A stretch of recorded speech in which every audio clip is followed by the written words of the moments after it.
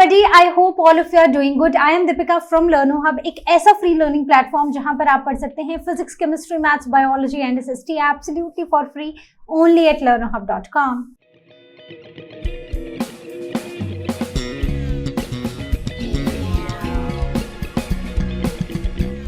तो आज हम स्टार्ट करने जा रहे हैं आईसीएसई क्लास 8 ज्योग्राफी का चैप्टर नंबर 1 और चैप्टर क्या है? Representation of geographical features. तो सिमिलर टॉपिक, सिमिलर कॉन्सेप्ट्स हम पढ़ते आ रहे हैं अपने क्लास 6 से। तो क्लास 6 का फर्स्ट चैप्टर, क्लास 7 का फर्स्ट चैप्टर और क्लास 8 का फर्स्ट चैप्टर ये कंटिन्यूएशन में है। तो वही कुछ कॉन्सेप्ट्स को हम रिवाइज करेंगे और वहीं पर कुछ नए कॉन्सेप्ट्स को डालकर हम उनसे कुछ नई चीजें सीखेंगे ज्योग्राफिकल फीचर्स के बारे में। तो without wasting any time, let's get started.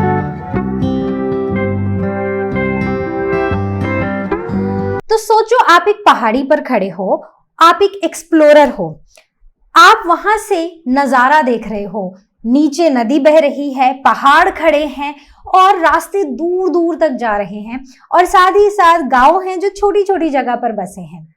अब अगर मैं आपको ये बोलूं कि आप जो भी आप देख पा रहे हो, आप उस सबको एक फ्लैट पेपर पर, एक प्लेन पेपर पर आप मुझे रिप्रेजेंट करके बताओ, तो आप कैसे करोगे? तो यही सब कुछ हम इस चैप्टर में सीखने वाले हैं, मतलब रिप्रेजेंटेशन ऑफ ज्योग्राफिकल फीचर्स का मैजिक। तो बात यह है कि क्लास 6 में भी चैप्टर यही पढ़ा था, क्लास 7 में भी उसमें कुछ टॉपिक्स ऐड किए थे, अब क्लास 8 में भी हम सिमिलर चीज क्यों पढ़ रहे हैं? मतलब क्या ये इतना इंपॉर्टेंट है? और अगर इंपॉर्टेंट है तो इतना इंपॉर्टेंट है क्यों ये? तो इसी के बारे में हम जानेंगे इस चैप्टर में। तो आपने कभी सोचा है कि पायलट्स जहाज कैसे उड़ा लेते हैं? गूगल मैप हमें कैसे छोटा और इजी रास्ता दिखा देता है? कैसे एडवेंचरर्स जंगल में सरवाइव कर पाते हैं और अपने डेस्टिनेशन तक पहुंच पाते हैं? तो यही चीजें आज हम एक्सप्लोर करेंगे। तो माय डियर यंग एक्सप्लोरर्स, अपनी कुर्सी की पेटी बांध लो क्योंकि अब वो मजेदार सफर शुरू होने वाला है। तो स्टार्ट करते हैं उसी सिंपल वर्ड से जो हम हर बार पढ़ते आ रहे हैं, एंड दैट इज टोपोग्राफी। तो What is this टोपोग्राफी और इसका कॉन्सेप्ट है क्या?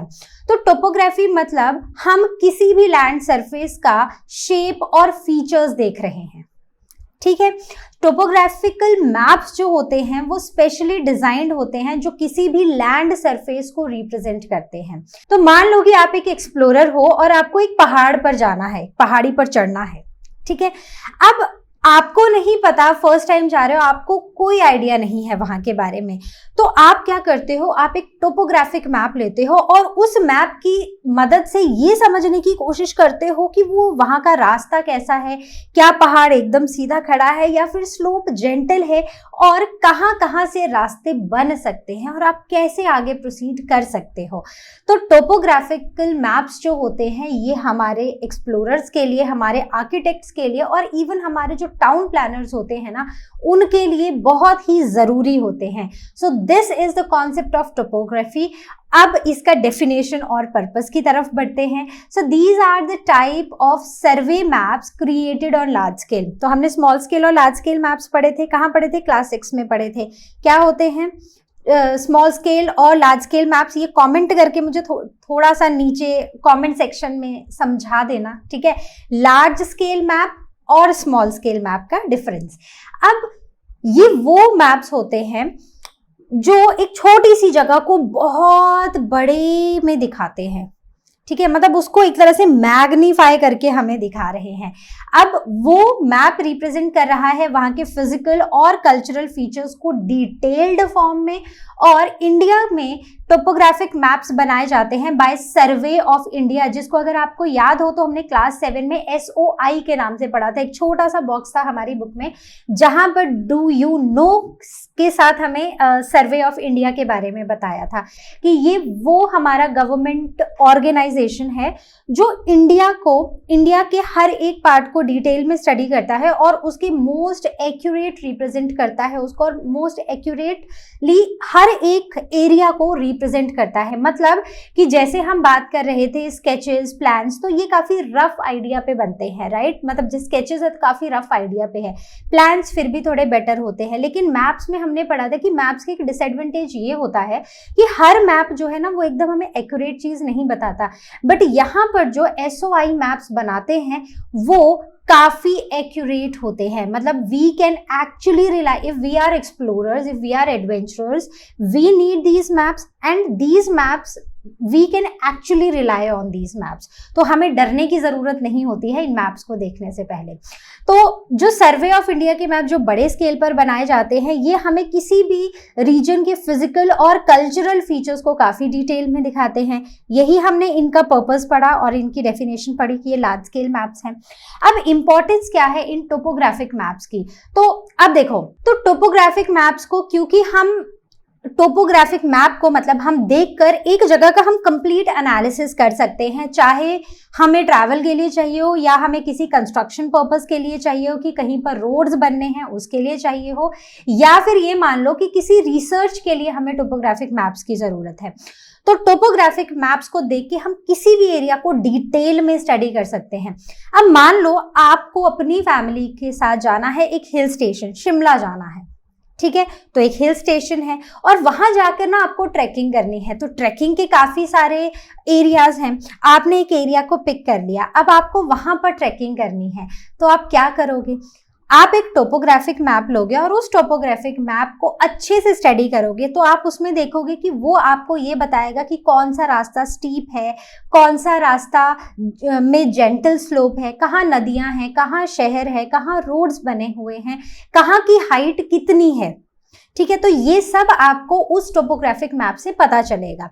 अब ये मान लो कि अगर आपने टोपोग्राफिक मैप देखा ही नहीं और आप सीधे निकल लिए, क्या करने, सीधा एडवेंचर में निकल लिए ट्रैकिंग के लिए, तो अब हो सकता है कि आप गलत रास्ते पे फंस जाओ, बहुत सारी मुश्किल परेशानियां आएंगी, राइट। तो सबसे अच्छा तरीका होता है इन टोपोग्राफिक मैप को देखना, क्योंकि आपको एक सेफेस्ट और एक इजीएस्ट रास्ता बताते हैं। तो यही होती है इन मैप्स की importance. So they are a valuable tool in geographical studies as they provide the detailed representation of earth's configuration. They help in understanding natural and man made features जैसे mountains, roads, rivers, roads and even settlements. कहाँ पर गाँव है, कहाँ पर शहर है, ये हर एक सेटलमेंट भी उस टोपोग्राफिक मैप में आपको देखने को मिलता है। Now the role of cartographers. तो ये कार्टोग्राफर्स क्या होते हैं, बेसिकली ये वो लोग होते हैं, ठीक है। So these are the people who create maps, ठीक है। तो ये बेसिकली अगर हम इनको और अच्छे से इनको बताना पाए, मतलब इनको हम डिफाइन करना चाहें, तो we can say that these are map making experts. They are expert in studying region और फिर उनसे रिलेटेड ये मैप्स बनाते हैं।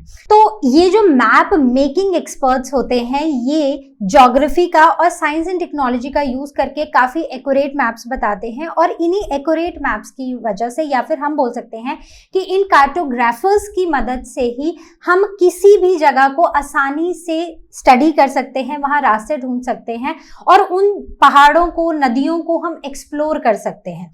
तो जो कार्टोग्राफर का रोल होता है वो यही होता है कि ये एक 3D लैंड सरफेस को एक हमें फ्लैट सरफेस पे या एक फ्लैट पीस ऑफ पेपर पे दिखाते हैं, और यहाँ पर होता है कॉन्टोर लाइंस का use to depict elevations and landforms, ठीक है। तो मतलब एक 3D लैंड सरफेस है, उसको एक फ्लैट सरफेस में दिखाएगा, और इसको दिखाने के लिए जो टेक्निक होती है that is these contour lines, right. तो ये जो कॉन्टोर लाइंस होते हैं, जैसे आप यहाँ पर देख रहे हो, तो ये कॉन्सेंट्रिक लाइंस आप देख रहे हो, तो यहाँ पर ना ये हमें बेसिकली किसी हिल या माउंटेन के बारे में बता रहा है।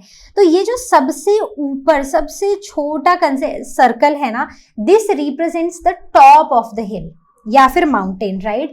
और ये जो नीचे है ना, this represent the flat surface, जो नीचे ग्राउंड मतलब ये बोल सकते हैं जो नीचे एक फ्लैट सरफेस है, ये उसके बारे में बता रहा है। तो अगर हम इस फिगर को अगर हम स्टडी करें, so this is in metres, right, these are, ये मीटर्स में ही होते हैं जनरली, ठीक है। तो इसका मतलब कि ये जो सबसे नीचे है, जो बड़े बड़े सर्कल सबसे नीचे हैं, ये हमें सबसे नीचे का एरिया दिखाते हैं। एंड दिस इज 100 मीटर से हमारा जो हमने रेफरेंस पॉइंट लिया है वो हमने लिया है सी लेवल, ठीक है। तो ये मीन सी लेवल से 100 मीटर की हाइट पर है, और जो हिल का टॉप है that is at 600 metre above the sea level.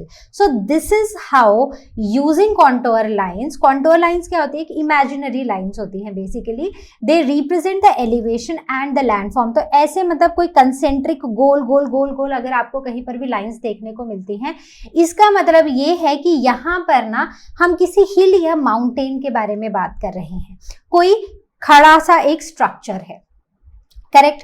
आगे बढ़ते हैं। नाउ अब जैसे अगर आप इस टोपोग्राफिक मैप को देखोगे ना, तो इस टोपोग्राफिक मैप में आपको एलिवेशन, कुछ टेरेन के कुछ फीचर्स और ह्यूमन स्ट्रक्चर्स काफी कुछ आप यहाँ पर बताया गया है। जैसे ये जो आप ग्रीन पार्ट देख रहे हो ना, तो मैं यहाँ पर लिख रही हूँ, ठीक है। So green part will show us vegetation और it will show us the forests, ठीक है। अब उसके साथ यहाँ पर देखो, इधर ये वाला portion, so this is all white, right. तो ये जो वाइट होता है ये हमें बताता है ओपन लैंड या फिर एग्रीकल्चरल लैंड के बारे में, ठीक है। जो भी कॉन्टोर लाइंस आप यहाँ पर देखोगे, जैसे ये कॉन्टोर लाइंस है, ये जो ऐसे ऐसे यहाँ पर आप देख रहे हो ना, these are the contour lines. ये हमें एलिवेशन के बारे में बताएंगी कि कौन सी जगह मीन सी लेवल से कितना ऊपर है या फिर वो कितना नीचे है, नीचे का भी बताते हैं, ठीक है। Then coming on to man made features, तो इसमें रोड्स और माइनर रोड्स ये सब दिखाए गए हैं। यहाँ पर ये जो आप डॉट्स देख रहे हो, ये बेसिकली ह्यूमन सेटलमेंट्स के बारे में बताया गया है। वहीं पर ये जो ब्लू कलर में आप स्ट्रक्चर्स देख रहे हो, यहाँ पर these are all water bodies, correct. So I hope इतना आपको समझ आ गया है। रिवर्स, लैंड्स, लेक्स वो अलग अलग दिखाए गए हैं। Now contour lines are used to show elevation and landforms on topographic maps. So this is the first thing, and it also helps us to measure both horizontal distances और vertical elevation, मतलब horizontal distance और vertical elevation के बारे में भी हमें ये यहाँ पर बताती है। अब जैसे कि हमने क्लास 7 में भी पढ़ा था, क्लास 6 में भी पढ़ा था कि अगर हम contour lines की बात कर रहे हैं और दो कॉन्टोर लाइंस जो है ना, ये जो कॉन्टोर लाइंस हैं ये से पास हैं, ठीक है, यहाँ पास थी और यहाँ पर दूर है, राइट। तो ये चीज हमें ये बताती है कि अगर कॉन्टोर लाइंस पास हैं मतलब जो स्लोप है वो काफी स्टीप है, और अगर कॉन्टोर लाइंस दूर हैं इसका मतलब कि जो स्लोप है वो जेंटल है, मतलब आसानी से चढ़ी जा सकती है, करेक्ट। अब हमने यहाँ पर दो चीजें और पढ़ी, वो ये पढ़ी कि these contour lines helps us to measure the horizontal distance and the vertical elevation. Although हो सकता है कि इस क्लास में ना हम बहुत डिटेल में ये ना जा पाए कि हम बिल्कुल कैसे मेजर करेंगे, ठीक है, वो थोड़ा हायर ग्रेड्स का काम है, लेकिन हम हर एक मतलब हम जरूर समझ लेंगे ताकि जब हम हायर ग्रेड में जाएं तो हमें ये प्रॉब्लम ना आए कि ये लिखा क्या गया है, ठीक है। तो सबसे पहले आता है हॉरिजॉन्टल डिस्टेंसेस को मेजर करती है कैसे। तो जो दो जगह, मान लो एक जगह से एक जगह है ये और दूसरी जगह है ये, तो इनके बीच का जो डिस्टेंस एक स्ट्रेट लाइन में डिस्टेंस, रोड के थ्रू डिस्टेंस की बात नहीं कर रहे हैं हम डिस्टेंस और डिस्प्लेसमेंट हम पढ़ते हैं, राइट। तो डिस्प्लेसमेंट क्या होता है कि एक डिस्टेंस है बिटवीन द टू पर, the shortest distance between the two points, right. तो जो हॉरिजॉन्टल डिस्टेंसेस हैं उनको भी हम एक सीधे लाइन में एक डिस्टेंस को मेजर कर लेते हैं। जब हम वर्टिकल एलिवेशन की बात करते हैं, so we know that vertical elevation में हम यही बात कर रहे हैं कि जो भी हमारा रेफरेंस पॉइंट है, से मीन सी लेवल हमारा रेफरेंस पॉइंट है, तो कोई भी जगह इस सी लेवल, मीन सी लेवल से कितनी ऊपर है या फिर वो कितनी नीचे है, ये चीज मेजर होगी। आई होप दिस इज फाइन, ये आपको समझ आ गया है, राइट तो हॉरिजॉन्टल और वर्टिकल डिस्टेंसेस को भी हम इजीली मेजर कर सकते हैं using all of this. Now coming on to the topographic maps, जो मॉडर्न मैपिंग तरीके हैं उनके कैरेक्टरिस्टिक्स के बारे में पढ़ेंगे. तो अगर हम टोपोग्राफिक मैप्स के कैरेक्टरिस्टिक्स देखें तो ये लार्ज स्केल डिटेल्ड मैप्स होते हैं. ये एक्यूरेटली रिप्रेजेंट करते हैं टेरेन को या फिर फीचर्स को, और symbols, contour lines and even we also know that कि यहाँ पर कलर्स का भी अच्छे से यूज किया जाता है फॉर बेटर रिप्रेजेंटेशन.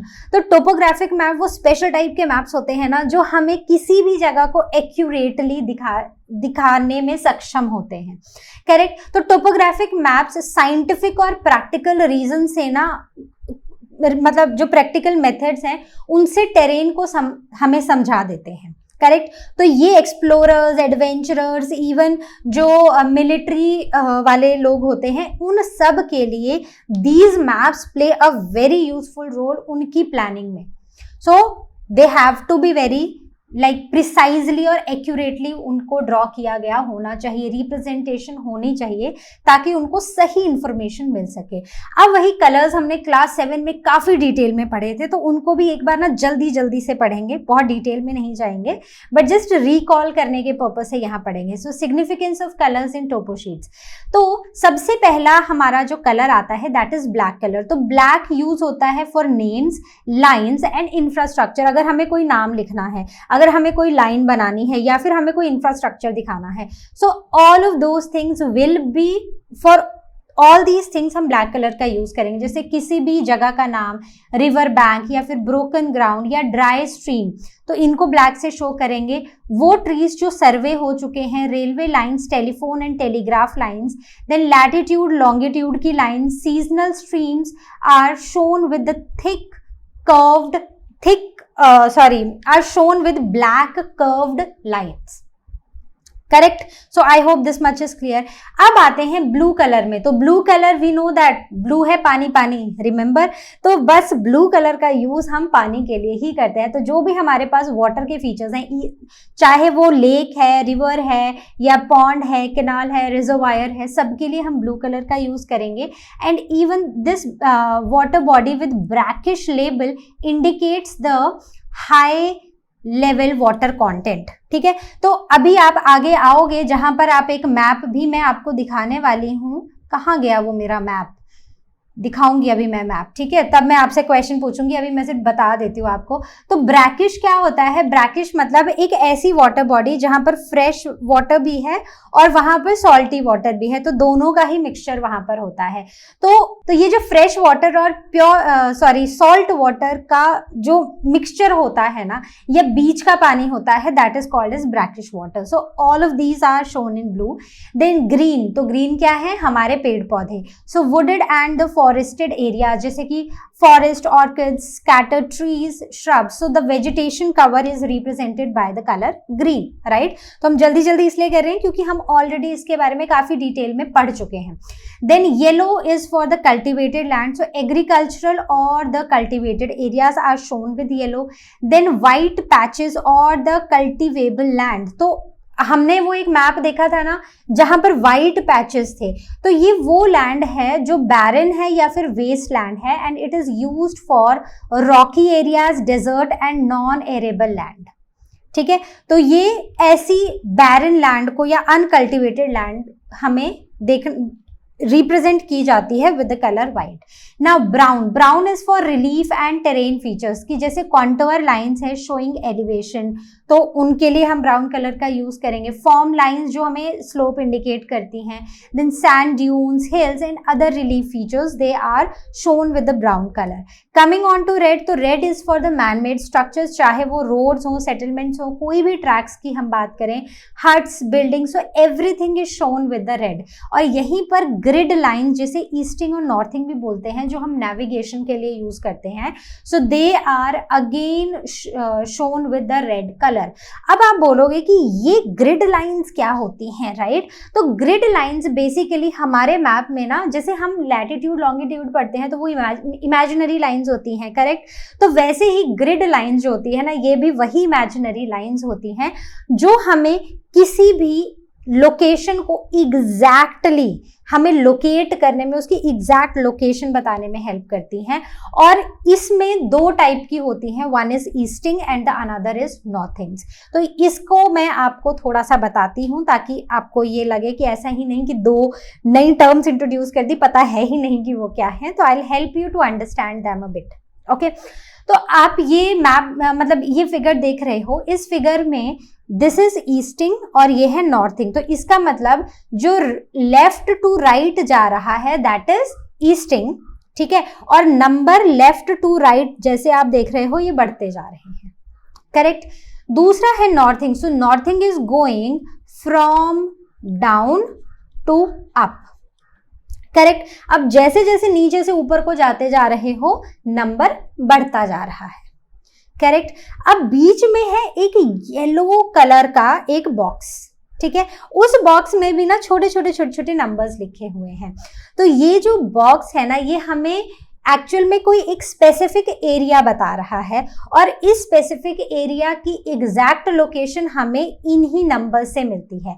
तो जो स्मॉलर नंबर्स हैं वो पिन पॉइंट करते हैं, ठीक है। ये जो छोटे छोटे नंबर्स हैं they pin point the exact location, right, and they help in accurate navigation and also they help us in reading the maps accurately.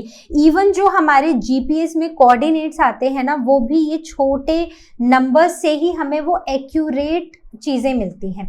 कभी भी ना किसी को भेजना किसी जगह का अगर आप कोऑर्डिनेट्स भेजो तो आप उसमें देखोगे नंबर्स होते हैं। ये जो नंबर्स होते हैं यही एक्चुअली वो जगह कहाँ लाई करती है उसके बारे में हमें ये नंबर्स ही बताते हैं, right. So they are used to find the location on the map using easting and northings which are the coordinates on the grid, correct. तो अगर नेक्स्ट टाइम जब किसी को लोकेशन भेजो और उस लोकेशन के कोऑर्डिनेट्स उठाओ, so coordinates are always in numbers और यही नंबर्स हमें एग्जैक्टली उस लोकेशन के बारे में बताते एग्जैक्टली वो जगह है कहाँ पर, राइट। चलो आगे बढ़ते हैं। नाउ टॉकिंग अबाउट, जो भी मैंने बोला है वो मैंने सब लिखा है क्योंकि मुझे पता है कि मेरे बच्चे मेरे साथ नोट्स बनाते हैं। तो आपको आपके नोट्स के लिए मैंने यहाँ पर लिखा है which is easting left to right, numbers increase as you move right, right. Northing top to bottom, number increase as you move up and yellow box shows the specific area within the grid. Inside the yellow box the small numbers help pinpoint an exact location. So it helps in accurate navigation, map reading and similar to how we use coordinates in GPS. Correct? मतलब जैसे हम GPS में coordinates का use करते हैं exactly same वो यही चीज है वो।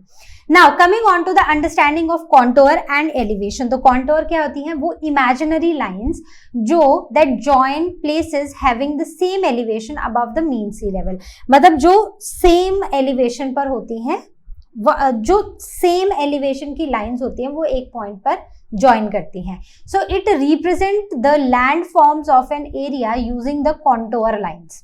तो ये किसी भी एरिया के लैंड फॉर्म को रिप्रेजेंट करते हैं हम using the contour lines. So it is a versatile method to depict elevation and land forms. तो जैसे कि हमने ये बता दिया, हम this was just a revision, हम ऑलरेडी इसके बारे में पढ़ चुके हैं। Now what is the importance of these contours? तो कॉन्टोर की इंपॉर्टेंस क्या है? अब जैसे हमें पता है ना कि पुराने जमाने में क्या होता था कि जब सैटेलाइट भी नहीं था, जब हमारे पास इतने अच्छे मोबाइल फ़ोन जीपीएस सिस्टम्स हमारे पास नहीं थे, तो उस टाइम पर ना हर एक एरिया में, मतलब किसी भी एरिया का अगर हमें सर्वे करना है या हमें किसी भी एरिया का मैप चाहिए तो वो बिल्कुल ग्राउंड लेवल पर जाके उसका सर्वे होता है। एक लैंड की प्रॉपर मेजरमेंट होती थी, उसकी एलिवेशन चेक की जाती थी और उसके बाद मैप्स बनाए जाते थे, राइट। तो अगर आप इसको देखो तो ये काफी टाइम कंज्यूमिंग टास्क भी था, ठीक है।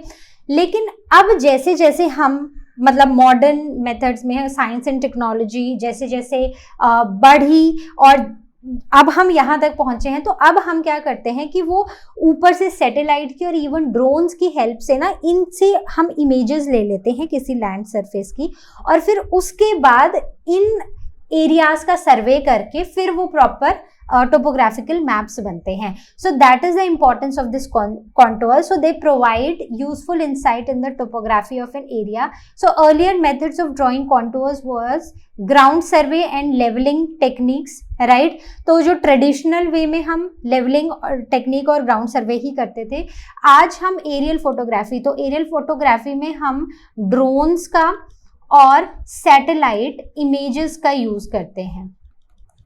ठीक है, सैटेलाइट पिक्चर्स का यूज करते हैं for surveying, levelling and mapping techniques. Correct. और आगे बढ़ते हैं. नाउ हम ये वर्ड लेवलिंग यूज कर रहे हैं. What is this levelling in surveying? तो बेसिकली ये सर्वे की एक ब्रांच है which deals with measurement of relative heights of different points on, above और बिलो द अर्थ सरफेस. तो लेवलिंग में ये जो एलिवेशन मेजरमेंट्स हैं they are taken in the vertical plane. तो वर्टिकल प्लेन में हम इन एलिवेशंस को मेजर करते हैं. तो लेवलिंग एक सर्वे का एक ब्रांच है जिसमें हम किसी भी पॉइंट, कोई पॉइंट कितना ऊंचा है या फिर कितना नीचा है उसके बारे में हम पता लगाते हैं. ठीक है, तो हमें ये बताता है कि एक जगह दूसरी जगह से कितनी ऊपर है या फिर कितनी नीचे है. इवन जो स्ट्रक्चर्स अंडरग्राउंड है वो भी कितने उस मीन सी लेवल से तो ऊपर हैं, लेकिन कितना ऊपर, मतलब मीन सी लेवल से तो नीचे हैं लेकिन वो कितना नीचे हैं. तो ऐसा ही नहीं है कि ये सिर्फ ग्राउंड लेवल और ग्राउंड लेवल से ऊपर के स्ट्रक्चर्स के बारे में लेवलिंग हम करते हैं. हम इवन जो अंडरग्राउंड स्ट्रक्चर्स हैं हम उनके बारे में भी पढ़ते हैं. और इवन जब रोड्स, ब्रिजेस, कैनाल्स ये सब बनते हैं उसमें भी लेवलिंग का बड़ा ही इंपॉर्टेंट रोल होता है. जैसे कि अगर कोई ऐसा कहीं पर रोड्स बन रहे हैं तो अब देखो रोड्स कैसे बनेंगे. रोड्स ऐसे बनने चाहिए कि अगर बारिश हो तो वो अगर एकदम ऐसा होगा, या फिर ये मान लो ये डबल लेन है, ठीक है, तो अगर स्लोप अंदर की तरफ होगी तो क्या होगा कि जब बारिश होगी तो सारा पानी ना यहाँ बीच में इकट्ठा हो जाएगा. तो लेवलिंग की हेल्प से हम ये पता लगाते हैं कि स्लोप किस तरफ को है और किस तरफ को होनी चाहिए. तो हम क्या करेंगे, हम स्लोप साइड साइड को रखेंगे ताकि जब बारिश हो तो पानी जो है वो साइड को ड्रेन होता रहे. तो drainage system, efficient drainage system बनाने के लिए भी हम इस टेक्निक या फिर इस ब्रांच ऑफ सर्वेइंग की हेल्प लेते हैं विच इज लेवलिंग. तो आज के ज़माने में ना डिजिटल सिस्टम्स का और टूल्स का यूज करके हम लेवलिंग बहुत ही एफिशिएंटली कर पा रहे हैं. सो आई होप आपको लेवलिंग समझ आई है. So now coming on to the contour interval, जहां पर कॉन्टूर इंटरवल क्या होता है कि तो जब भी हम कॉन्टूर लाइंस ड्रॉ करते हैं तो कॉन्टूर लाइंस के बीच ना एक फिक्स्ड डिस्टेंस होता है. यही fixed distance between the lines कहलाता है कॉन्टूर इंटरवल. जैसे कि एक लाइन, कॉन्टूर लाइन ये है और एक ये है, तो इनके बीच का डिफरेंस कहलाएगा कॉन्टूर इंटरवल.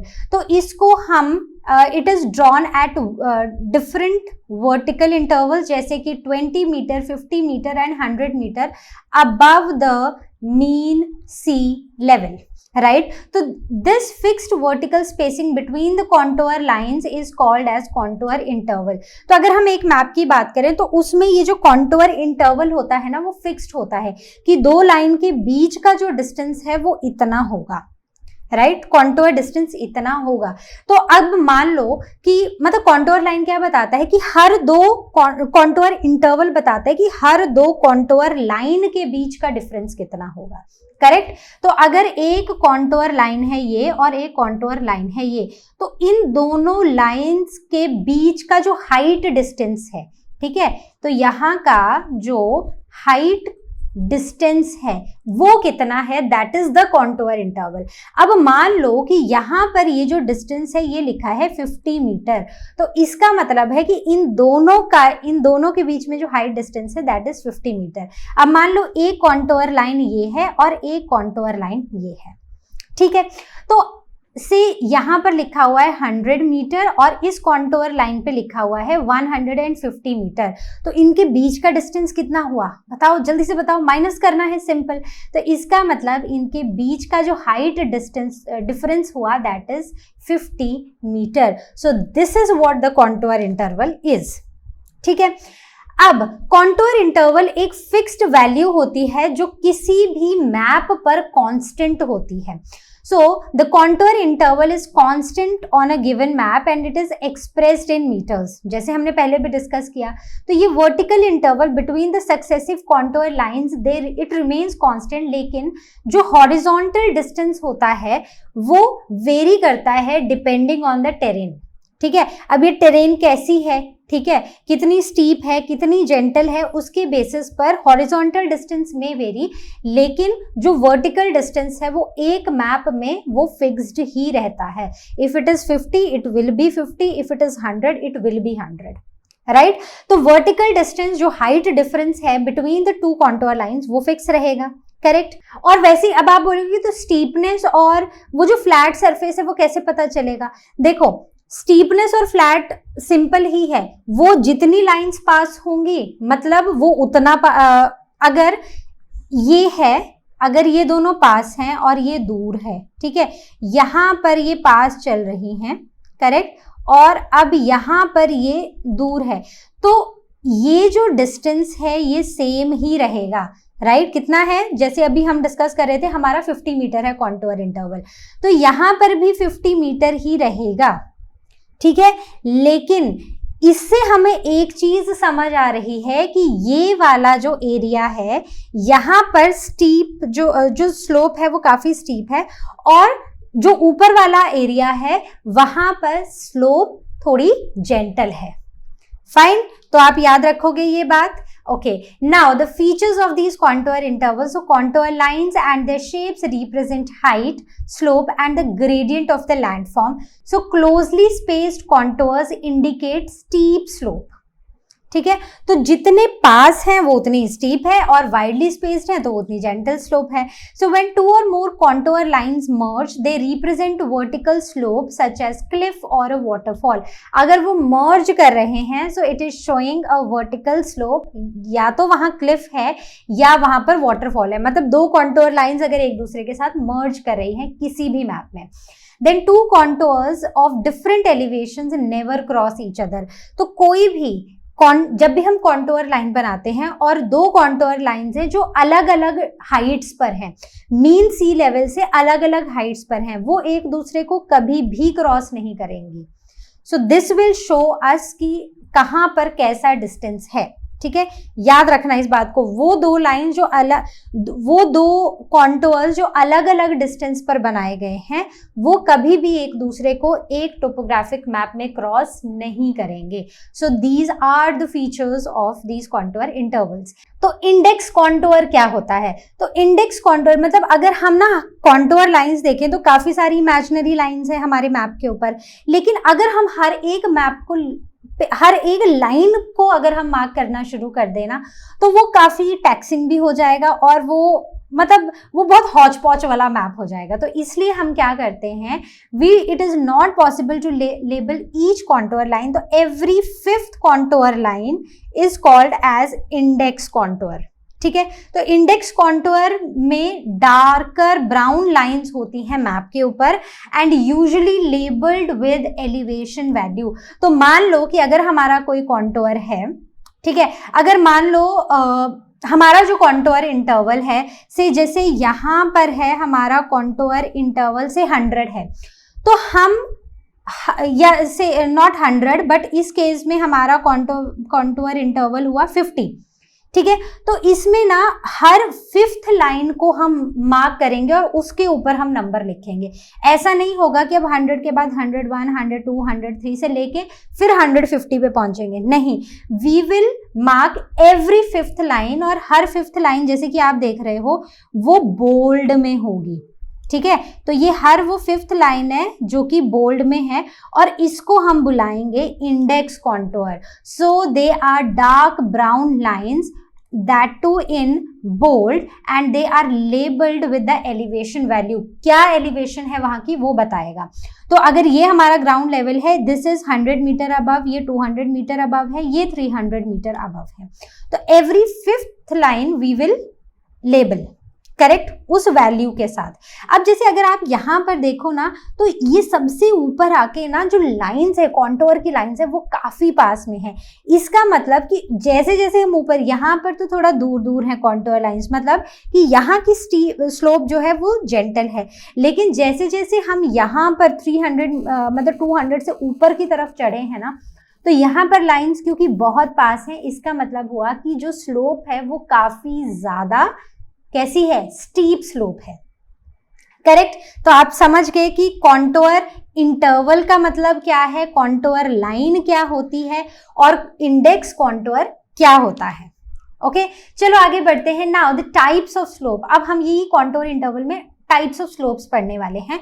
तो आज मैं सिर्फ आपको इंट्रोडक्शन देने वाली हूं अबाउट टाइप्स ऑफ स्लोप्स। इस पूरे टॉपिक को हम नेक्स्ट क्लास में कंटिन्यू करने वाले हैं। So the rate of rise और fall in terrain is slope, not slop but slope, right. तो जो राइज या फॉल होता है किसी भी टेरेन का, उसे स्लोप बुलाते हैं। And it is determined by spacing of contour lines, कि कॉन्टोर लाइन कितनी पास है, मतलब बहुत स्टीप स्लोप है, दूर है मतलब जेंटल स्लोप है। तो अगर पास पास है तो मतलब ऐसी चढ़ाई है, बिल्कुल तेज चढ़ाई है, मतलब एकदम गिरने वाली चढ़ाई है, राइट। अगर दूर दूर है मतलब लैंड काफी स्मूथ है, आप इजीली उस पर चढ़ सकते हो या चल सकते हो। देन वर्टिकल क्लिफ जहां पर होता है ना, वहां पर सीधा गिरने वाला पहाड़ होता है, मतलब लाइंस जो है ना, जैसे मैंने थोड़ी देर पहले बताया कि लाइंस जो है वो एक दूसरे के साथ वहां पर मर्ज करती हैं। वैसे आपको कहीं भी लाइन मर्ज करती हुई नहीं दिखाई देंगी, लेकिन इस केस में लाइंस भी मर्ज करती हुई दिखाई देंगी जब कोई वर्टिकल फॉल आता है, कोई क्लिफ आती है या फिर कोई वाटरफॉल आता है, वहां पर ये कॉन्टोर लाइंस एक दूसरे से मर्ज करती हैं। तो अगर कहीं पर कोई डिप्रेशन है या कहीं पर कोई बेसिन है, तो उसको दिखाने के लिए हम क्लोज्ड लाइंस का यूज करते हैं, मतलब ऐसी क्लोज्ड लाइंस का यूज करते हैं डिप्रेशन को दिखाने के लिए। ठीक है, ऐसी तो नहीं, एक मिनट। तो हम यहां पर ऐसे क्लोज्ड लाइन को शो करते हैं उस डिप्रेशन को दिखाने के लिए या फिर उस बेसिन को दिखाने के लिए। अब बात यह है कि ये पिक्चर तो मैंने यहाँ पर लगाई है, तो आप इससे क्या समझते हो? तो इस इमेज को समझना बहुत जरूरी है, जहां पर दो चीजें सबसे पहली हैं जेंटल और स्टीप स्लोप, उसे समझना जरूरी है। तो जेंटल स्लोप, तो अब आप यहाँ पर देखो ये जो कॉन्टोर लाइंस है ये काफी दूर दूर हैं एक दूसरे से, है ना, लेफ्ट साइड में। तो इसका मतलब कि जो हमारी स्लोप है वो काफी जेंटल है, मतलब ठीक है थोड़ी थोड़ी सी चढ़ाई है, आसानी से आप चढ़ जाओगे यहाँ पर। लेकिन अगर अब हम यहाँ पर आए तो यहाँ पर कॉन्टोर लाइंस काफी पास पास हमें नजर आ रही हैं। So this means the steep slope which is difficult और हार्डर टू क्लाइंब। करेक्ट। अब यहाँ पर अगर आप देखो, सो दिस इज अ लेक, ठीक है, ये एक लेक है यहाँ पर ब्लू में जो हमें दिखाई हुई है, और उसके पास ना ये डार्क ब्राउन में हमें एक हाईवे दिखाया गया है या एक रोड दिखाया गया है विच इज BM 8414। करेक्ट। और इस पॉइंट पे जो एलिवेशन है that is 8800, that is 8800 metre. Correct. तो आई होप आपको समझ आ गया है कि एक मैप को, मतलब ज्यादा नहीं भी समझ आया, एटलीस्ट अगर आपको 6 से लेके आज तक हर बार आप कुछ नया सीख रहे हो टोपोग्राफिक मैप के बारे में, और आपको at least colours, symbols, contour lines के बारे में अगर आप समझ चुके हो, तो that is enough for you. ठीक है, यही है इन चैप्टर्स में, इससे एक्स्ट्रा कुछ भी नहीं है। तो आई होप समझ आया है। कोई भी डाउट हो, ask it on ask question section, और you can book your class with learn hub Swayam. So this was all from our today's session. We'll continue the rest of the chapter in the coming session. Till then you all take care, and as you all know, learn how मतलब free है पर best है।